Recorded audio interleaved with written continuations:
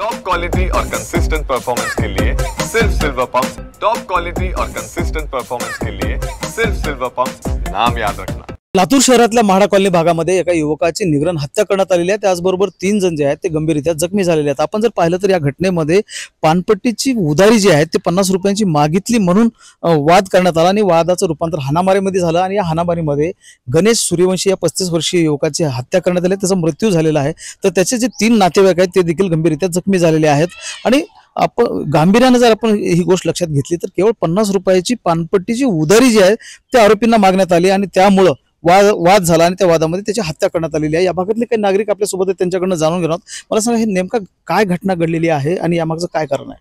Sir, काल 16/6/2025 रोजी दुपारची ही क्षुल्लक कारणावरून घडलेली घटना आहे व पानपट्टीची 50 रुपयाचं पान आणि मसाला सुपारी घेऊन 50 रुपयाची उधारी केली आणि ते पैसे मागितल्यामुळं ही सगळं लहान लेकराला मारहाण केला। तो आरोपीनं मारहाण केल्यामुळं त्या लहान लेकराला का मारला म्हणून या देवीदास गायकवाड आणि गणेश सूर्यवंशी आणि त्याचे 2-3 नातेवाईक छोटे छोटे मुलं आहेत ते घेऊन त्यांच्या घराकडे जात असताना त्यांनी वाटतच गाठलं आणि माझ्या घराकडे कसा काय जातोस तू, पैसे मागण्याची तुला देणार नाही असं म्हणून लगेच हत्यार काढणे की पोटामध्ये घुसवणे, छातीमध्ये वार केले, पाठीमध्ये वार केले। तो गणेश सूर्यवंशी हा अत्यंत गरीब कुटुंबातला व्यक्ती तो मयत झालेला आहे। देवीदास गायकवाड हा सर्व या कुटुंबाचा उदरनिर्वाह करण्याचं एक साधन होतं, त्यांच्याकडे मिस्त्रीचं काम करायचं। तो आज गंभीररित्या जखमी झालेला आहे। एवढी भयान अवस्था आहे। या एका दलित कुटुंबावर एवढा मोठा आघात करणं, अन्याय करणं हे अतिशय वेदना देणारी घटना घडलेली आहे। आज या कुटुंब अख्खं उघड्यावर पडलेलं आहे।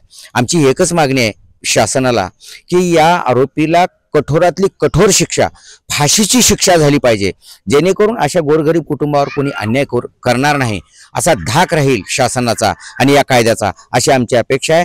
या आरोपीला कडकातली कडक शिक्षा करून योग्य तो न्याय लवकरात लवकर मिळवून द्यावा। फास्ट ट्रॅक कोर्टात ही प्रकरण चालवावं अशी आमची गावकरी म्हणून एक मागणी आहे, अशी विनंती करतो। आपण लक्षात घेतलं तर लातूर शहरातल्या विवेकानंद चौक पोलीस स्टेशनच्या परिसरातला हा भाग आहे हद्दीमधला आणि ह्या भागामध्ये गेल्या काही महिन्यामध्ये जर आपण पाहिलं तर क्राईम रेट जो आहे तो कमी झालेला होता। मात्र गेल्या आठवड्यापासून आपण पाहतो कुठेतरी गुन्हेगारी जी आहे ते वाढताना पाहायला मिळत आहे। एक महिला पाणीपुरी खाण्यासाठी म्हणून बाहेर पडते आणि तिची छेड काढली जाते आणि त्या प्रकरणामध्ये देखील 3-4 लोक गंभीररित्या जखमी झालेले आहेत। या प्रकरणामध्ये देखील 3 लोक गंभीर जखमी आहेत तर एकाची हत्या करण्यात आलेली आहे। मला सांगा, या भागातले नागरिक म्हणून किंवा तुम्ही सामाजिक कार्यकर्ते म्हणून तुम्हाला काय वाटतं की पोलिसांनी अधिक लक्ष द्यायला पाहिजे अशा भागांमध्ये?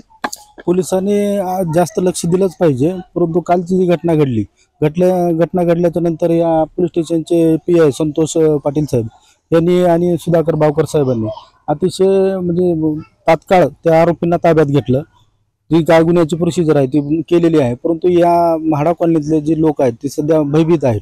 हे छोट्या कारणावरून जर असे जर गुन्हे घडत असतील तर सामान्य नागरिकांनी इथं जगायचं कसं, याच्यावर कोण लक्ष देणार?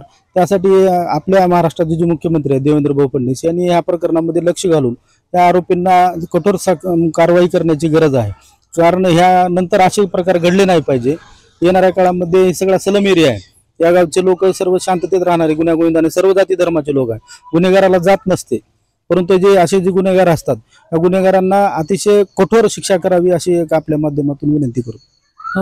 विवेकानंद पोलीस स्टेशनच्या हद्दीमध्ये गेल्या आठवड्यापासून गुन्हे जे आहेत ते वाढत आहेत आणि त्यावर नियंत्रण तातडीने मिळवावं अशा प्रकारची मागणी जी आहे ते नागरिक करतायत।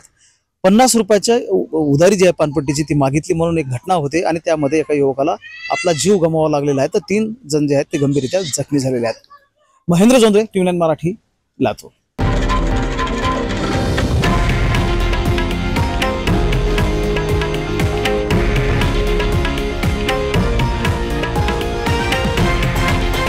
हे आहे देशातील नंबर 1 न्यूज नेटवर्क आणि आपण पाहत आहात TV9 मराठी, एकमेव।